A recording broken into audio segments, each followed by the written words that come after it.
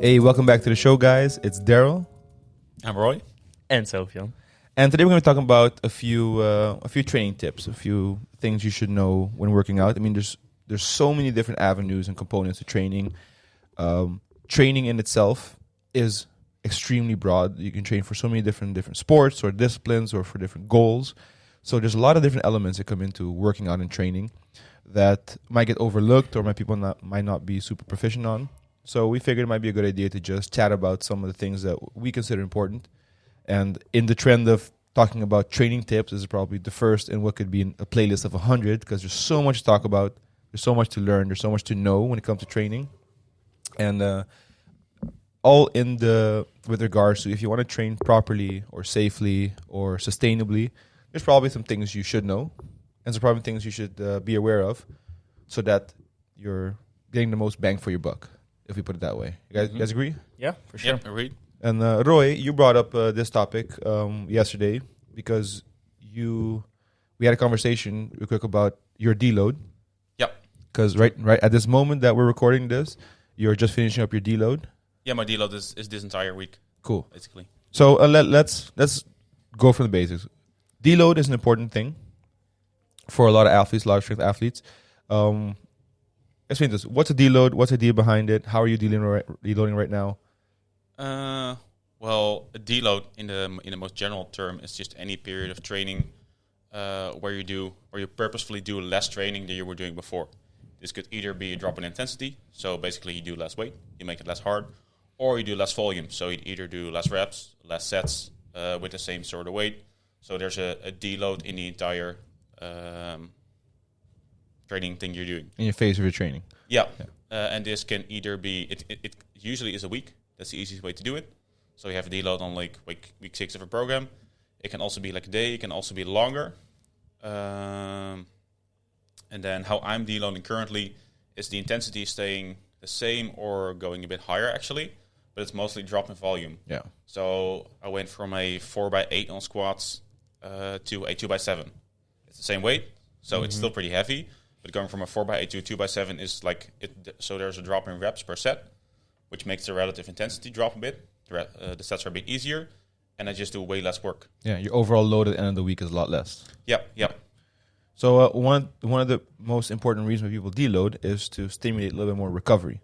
So when you're looking at the end of the equation, you want to improve performance, whether it's on powerlifting or on bodybuilding or on running and sprinting. You're dealing with two factors. You're dealing with the fitness that's being trained, and you're dealing with the fatigue that's being built up. Yep. If your fitness level stays high and you just keep training through and higher and tougher, your fatigue will also increase eventually. No one's immune to the fact that at some point your body's going to get tired. So what you want to do from time to time is give yourself a chance to catch up to the fitness by reducing the fatigue a little bit. And like Roy said, that can be in the form of a week. And there's different ways to deload. You mentioned that you're deloading mostly on volume. Yep. You can also deload on intensity. You can deload from movements as well. So some exercise, some movements have a little bit more taxing for your central nervous system. You can, for example, for a week just train, however you train, just you don't squat, bench, deadlift, for example. So there's many different ways to deload, and it's about finding what works best for you. And the whole point is so that you don't find yourself plateauing out because the fatigue is too high and you're unable to keep your fitness level performance high because you're not recovering. And a lot of people think that, well, I'm going home and I'm going to go sleep. That should be enough, which in most cases it is because, let's be honest, most people don't train so hard that they actually need a real deload. And then that's why when you look at powerlifters, Roy, for example, he trains more than hard enough that he can benefit from a moment of recovery in that sense. Because that's what I wanted to also talk about a bit, is like who exactly needs a deload, because not everyone needs it. So I need it because I train very regularly. I train hard pretty regularly. So for me, fatigue is going to build up on usually my 6th week is a deload, if I remember correctly. Yeah, it's usually 6th week. But for some people, life pretty much gives them deloads. Yeah. Because for some people, something with work turns up, or family, or children, or other stuff, and they miss a couple of days of training, which is totally fine. Natural deload. Yeah. So that pretty much gives you a natural deload. So if you were to do a purposeful deload, you're just, there's no real purpose to it because your life has already given you a deload. So no reason to do it, to plan it in. Programmed. Yeah, to program it in. And that begs the question, when can you recognize that you might need a deload? For people who maybe are training by themselves or without a coach, like maybe we can talk about the signs that indicate that, hey, maybe I'm pushing a little bit too much, or maybe I'm overreaching. Maybe it's time for me to take a step back and rest for a little bit. People who don't have those natural breaks in between. Yeah, so one of the biggest indicators is that your performance will drop. So you'll be less strong in the gym despite training hard. So you've been probably progressing for like weeks and weeks on end, and then it sort of stops and then it starts to drop off. That's the fatigue building, because fatigue masks fitness. So you end up becoming less strong, and if you continue over that, you'll get into overtraining. But that's like, you got to do that stuff for like that's a whole different a whole other can of worms. Yeah, then you got to stay in that fatigue state for like months on end, which most people can't even do. So, but to put it in simple terms, basically what happens is you're going to experience less strength in the gym. So either your RPE shoot up at the same weights, or you can't move the same weights in the same way anymore. You can't handle the same weight. So you're recognizing that your performance in the gym, your ability to keep up with what your expectations of your workout decreases. You're also going to feel like absolute trash. Yeah, you're going to feel like you got run over. Yeah, because things I've experienced because of fatigue are like you just feel like trash. Everything feels like heavy. You get demotivated. Sleep quality suffers. Shit. Loss of appetite. Yeah, loss of appetite. Libido goes away. All that kind of stuff. Yeah, also just your general mood. I mean, some people... It's one of the reasons why I think deload is important for people who also might not need it, because like being a coach and being a gym owner, I realized that people bring two elements of themselves into training. One is the fitness. We want to improve the fitness, but for some people, the training and the fitness in the sport also becomes part of their identity. So when you're training through a lot of fatigue and your performance starts to decrease, for some people is they can't compartmentalize that away from who they are. So the workouts are not going good, so the rest of the week doesn't go good, or they feel less good about themselves for that matter. So somebody's taking a deload is also a good. You want to recover from that with that deload, so also that you can also reevaluate your place, in that workout and in that gym. And it's a vicious cycle where the squats aren't going good, so you get frustrated, so you're not really happy with yourself. So the squats go bad, and then you're not really happy with yourself and frustrated. So it's like a vicious cycle that you can repeat. And I think that's the main reason why planning in a deload, if you need it, is better than doing a reactive deload. Because I've seen some stuff online about reactive deloads. But the thing is, you got to be really, really in tune with your body to know exactly when to deload. And usually when your performance starts dropping and you feel like trash, you're already too late, and you might need more than a single week to do a proper deload. So it's better to just plan it in. Usually just like start on the short end. Okay, I don't necessarily need a deload on week 5, so I'm going to try it on week 6 next time. Yeah. And also just use deload as a chance for, if you can trust your coach and trust the theory behind it, that deload is going to be beneficial for you. You can also just use it as an opportunity to just maybe sharpen your technique, for example. So you're forced to train a little bit lighter. You can think about, well, when's the last time I made like perfect bulletproof reps on my bench? And then you can focus on that. So it reinforces in that opportunity also just good movement patterns and everything. You can maybe, really build up some mind-muscle connection, because now when you're doing lat pull downs, you're doing a little bit slower, a little more concentrated, and you're really feeling the deep part of your lat activating. So there's a lot of benefits to it. And I think people underestimate, like what you said, how much fatigue builds up over time. And it kind of sneaks up on people. And at some point, they start feeling a bit tired. So they feel, oh, you know what? I'm having a bit of an off week. Let me go a little bit harder. Let me push a little bit through, because there's this little mentality of, go hard or go home. And no, it should be, go hard and then go home and rest and recover and sleep. Mm-hmm. And it's also important to take in consideration, like, fatigue doesn't only build up in the gym. People don't realize that, like, okay, you work hard in the gym, and then what do you do after?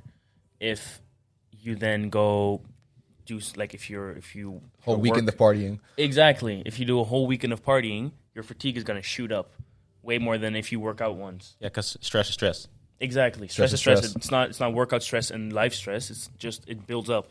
I like that. Stress is stress. Put it on the wall. Hey, there you go. I have a wall full of quotes from this podcast. Exactly. I swear to God. Exactly. So deep. Yeah, but it's very, very, very important to take in consideration as well. Absolutely. That's maybe a part people forget, that you have a life outside the gym. Yeah. And in a perfect world, we're trying to stimulate the domains of our lives that we value with good fitness. That's what it should be. You're better at work because you have a good fitness level. You're a better partner, husband, wife because you have a good fitness level. You don't have to suffer from all the things that come from being unhealthy. And the other parts of your life, the domains in your life will improve. But if you're killing yourself in the gym and you're not recovering, and then that translates into also poor performance at work or poor performance in relationships and everything, and then none of the things that you value are actually going to be moving in the direction that you want. And that's a good way to really get demotivated. Yeah, for sure. When, as we've mentioned, deloading will help you balance the fatigue out and hopefully shoot up the performance. It'll just give you that chance. There's also the idea of supercompensation, where the deload, when you're overreaching, will also create a situation where you're able to experience an amplification of your performance. You're able to all of a sudden have like the magic, oh wow, I can now do my 98% of my deadlifts for triples. That's awesome. How did that happen? Yeah, because you've rested a little bit. Mm-hmm. Yeah, that's basically what I'm doing. So when Tono programs deloads for me, there's a drop in volume, but there's also usually an MRAP test or something like a heavy double at the end of the week. Yeah. So I'm still doing like a hard set, but it's also deload because I just do less training work. Yeah. So just overall, just consider that when you're training. Try to find moments where you're purposely creating recovery phases into your training. Even if you don't feel like you need it, assume that you're creating a training benefit, like performance benefit from having recovery. Yes, you can do the whole, grind till I die thing and just keep training, overtraining.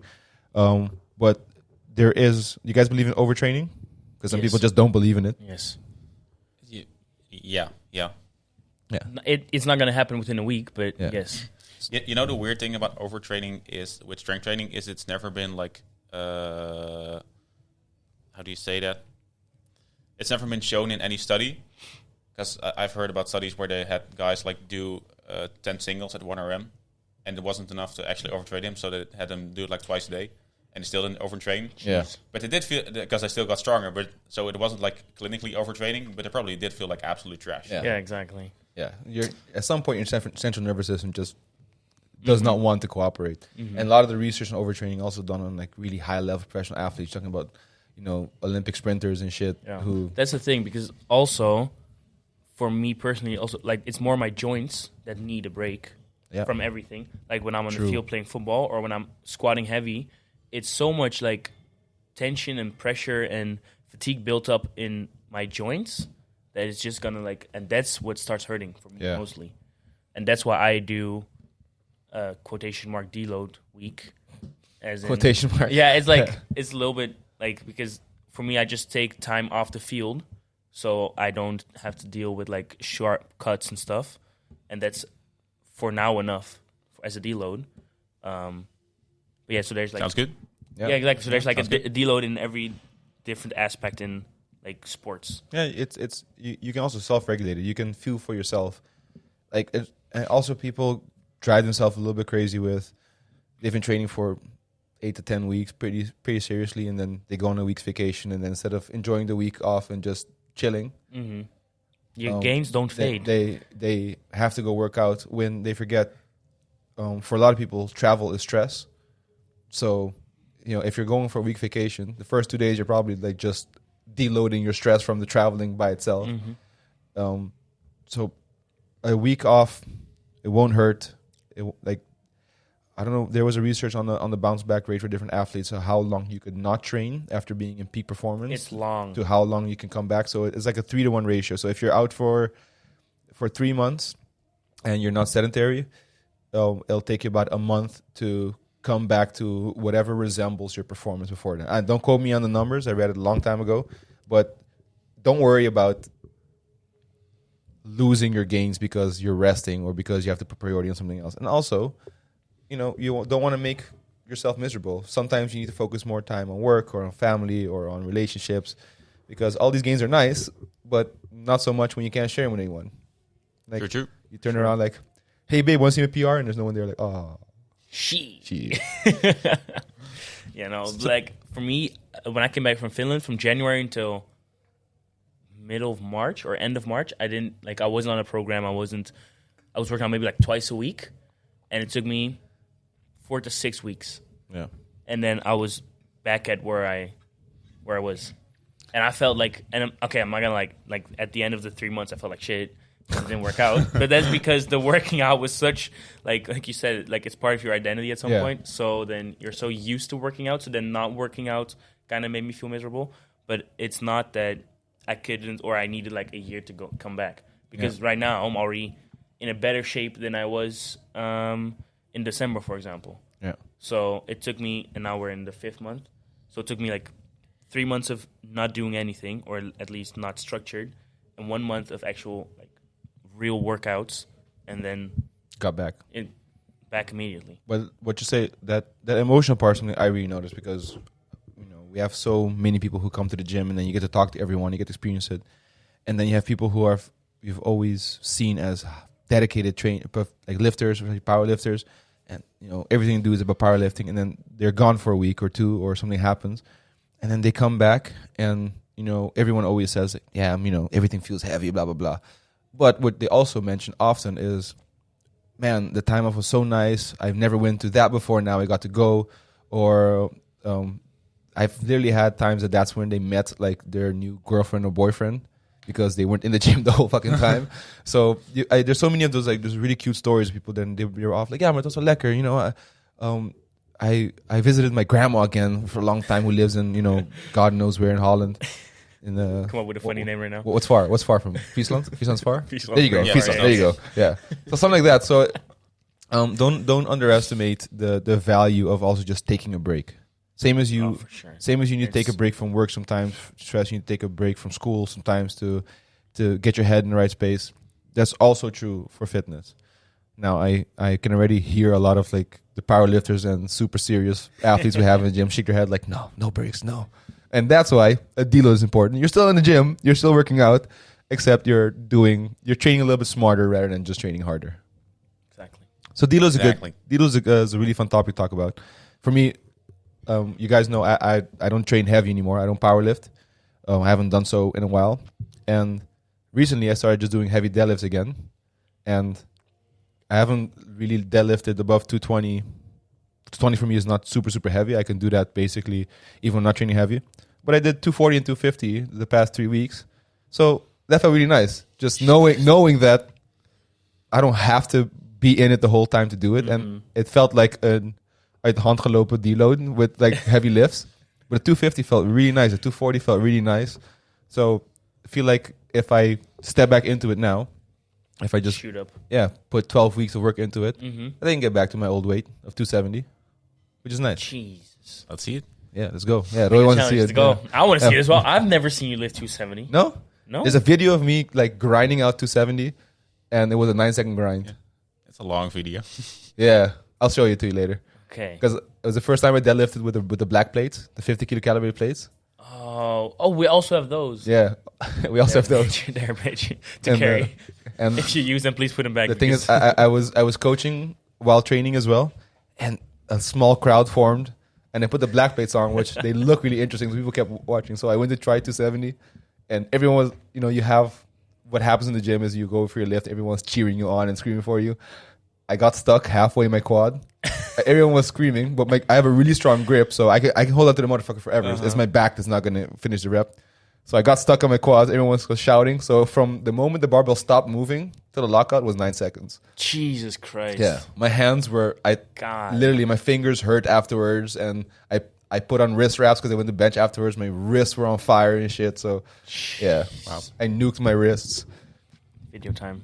Well, back to that. Back to training tips. So deload is important. One, consider the deload. Find a way to incorporate it into your training.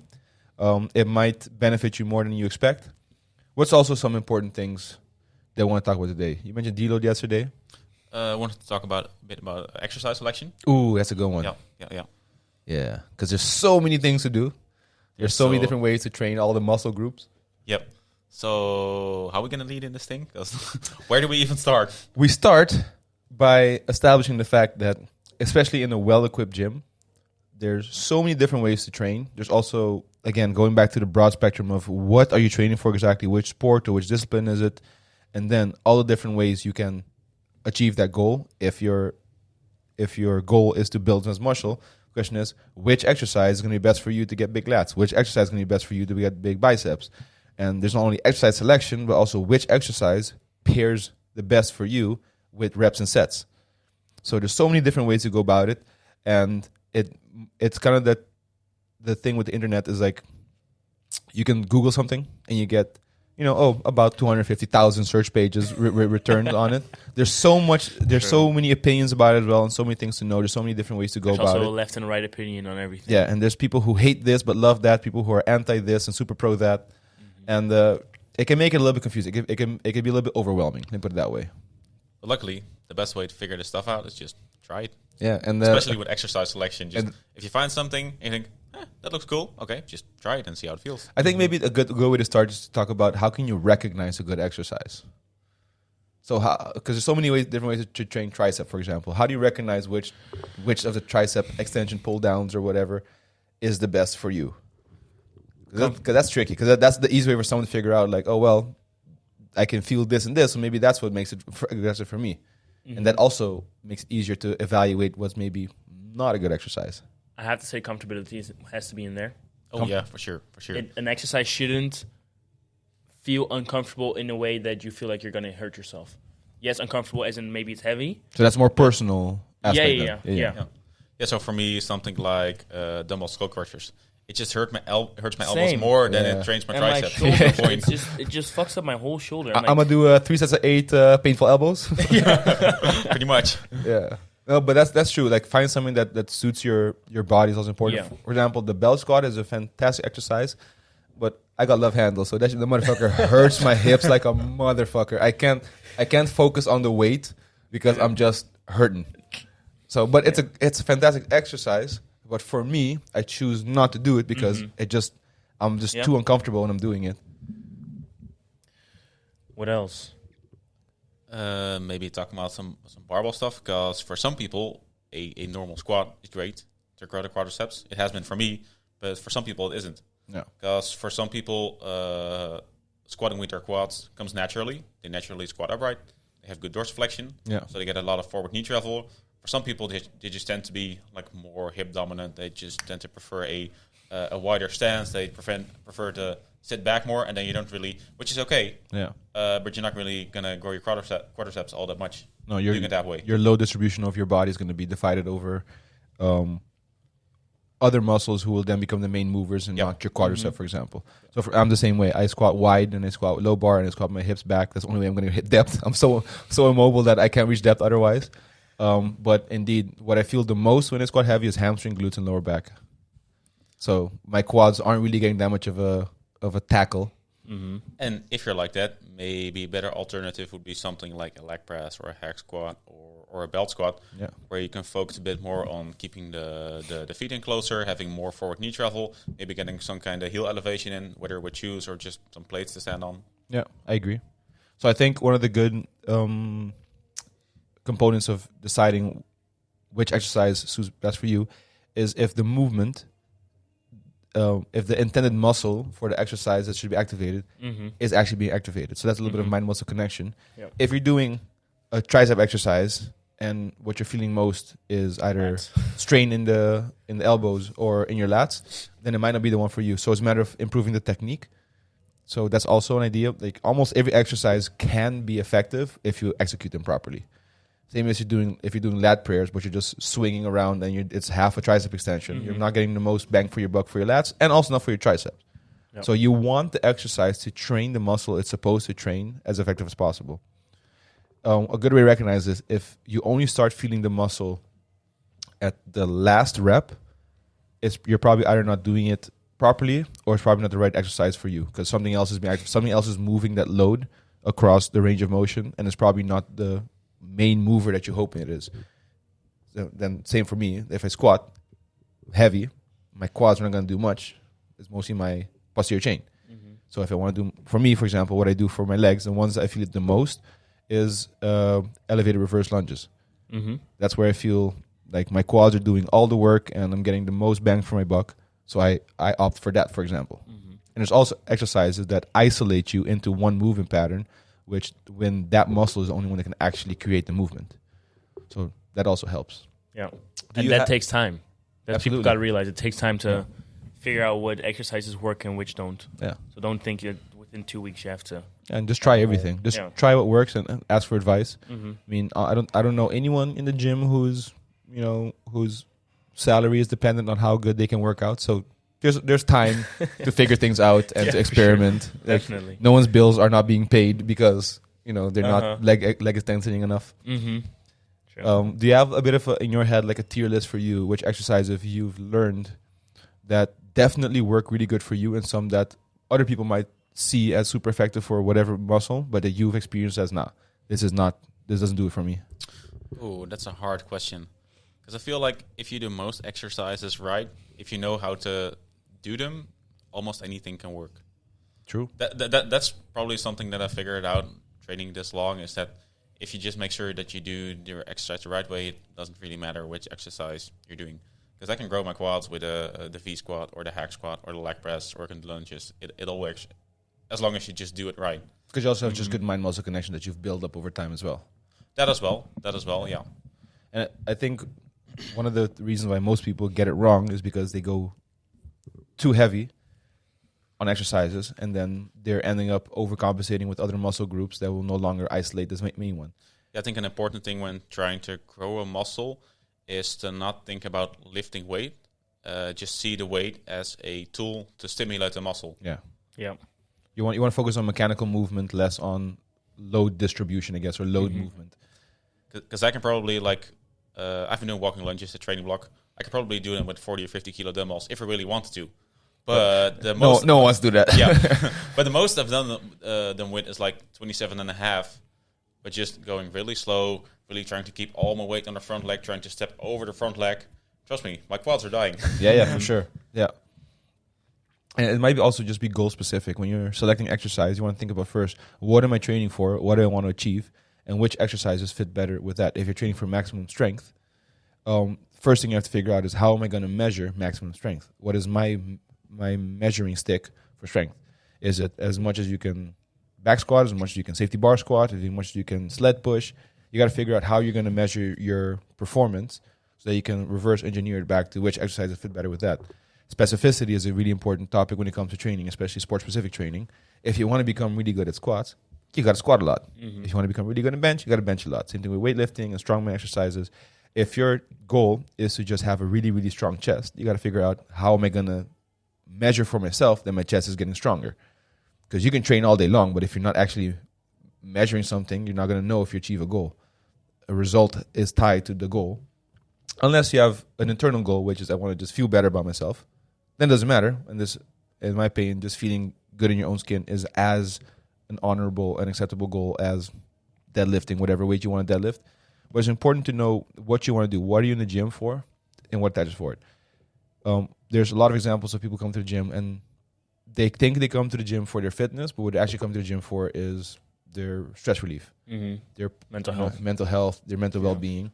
So then, as coaches, sometimes you're better off giving them exercises that are simple to accomplish or simple to feel fulfilled in, instead of something that's hyper complex, where they're already struggling with things and then also have to worry about maybe looking silly or balance or coordination or, don't give someone who has no coordination or no thing at all. And like, for example, speed ladder drills. There's a chance you might push through it and they get really good at it. And then that's a boost in self-esteem or self-efficacy, which is fine. But there's like a high chance of it building up frustration. There's a American football coach who said, you need to put people in a position to shine. Don't put the fat guy on the treadmill.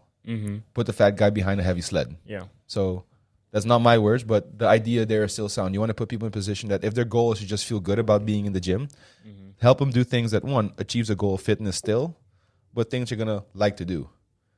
Yep. Things that they're going to enjoy doing, that they don't feel on the spot or feel too much in a negative spotlight, for example. And where they can actually train hard without just getting frustrated. Exactly. Yeah, absolutely. Yeah. So starting someone off with like heavy barbell Bulgarian split squats when they haven't learned the squat yet, it's probably not a good idea. Probably scale it back a little bit and figure out how to, do a split squat first, and then you can move from there. Yeah, I agree.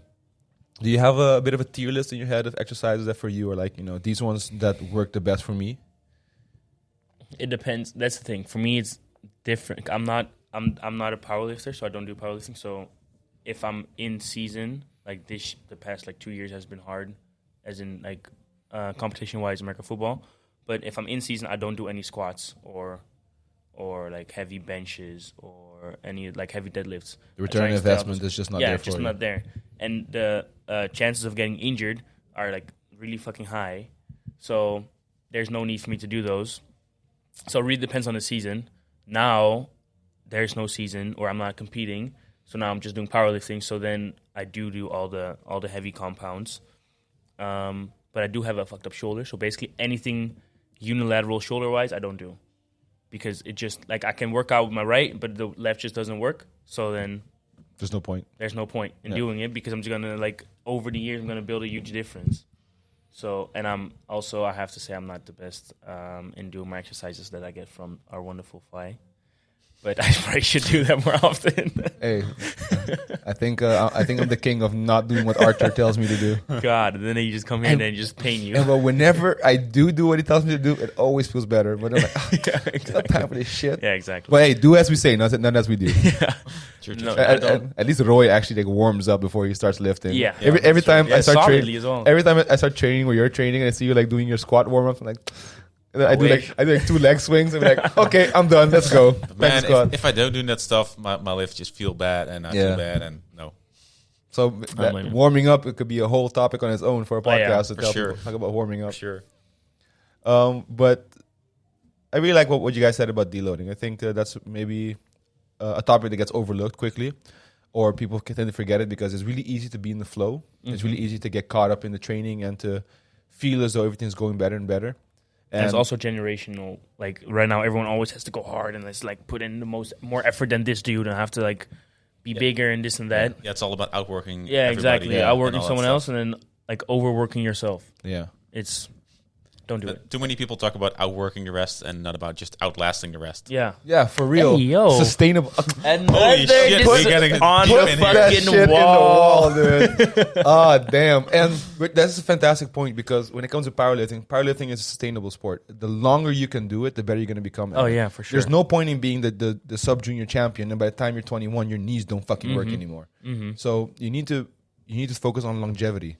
In any strength sport, you want to age gracefully in it so that you can keep your body safe and keep getting stronger. You want to build up that exponential cumulative strength over time. So outlasting, that's a good one. I think what happens is because there's other aspects in life where like everything now is about going hard. Like in business and in career and like even in fucking people who do charity work, you can go get so caught up in it. And everything's competition nowadays as well. Yeah, but you also forget that you're underneath all that. You're still a person. You're still a person who has basic human needs that can't always be tied to your identity in the gym or your identity at work, identity in whatever social club you're in. So, outlasting people. That's a good one. Yeah. And if you can find the peak work performance, but still outlast people, that's when you win. That's when you're winning. Yeah. And that takes time. I'm going to remember that one. To figure it out. Nice. Hey, guys, thanks for listening. This was a fun one. You can check out this podcast on all your favorite platforms. We're on Spotify. We're on Apple Podcasts. We're on Anchor. We're on... whatever. All those things. And if all goes well, there's going to be a video version of this also on our YouTube platform. Our YouTube channel, sorry. And, do all the good stuff. Like, subscribe. Yeah, there's a bell you can click on, apparently. We even do Instagram, I heard. We even do Instagram? Yeah, we even do Instagram. Oh, shit. So you guys can also look us up on Instagram. And for everyone who happens to have caught this podcast who isn't a member of our gym, follow us on Instagram. This podcast is dedicated to our members in our community, but we're happy to hear from everyone who has found this podcast. If you want to hear us talk about a specific topic, if you want to talk to our staff or our coaches or our athletes or anyone, throw up some topics. If you want to be on a podcast. If you want to be on the podcast, hey, that's a good idea too. If you have something interesting to talk about, if you have an area of expertise that relates to fitness, training, lifestyle, recovery, being a better human in the gym, whatever. If it's related to that, you're more than welcome to come join. Let's do it. Dope. Thanks, guys. Till the next one. Peace. See ya. Dope. Nice. That's it. Cool. Dat was al een tijdje op.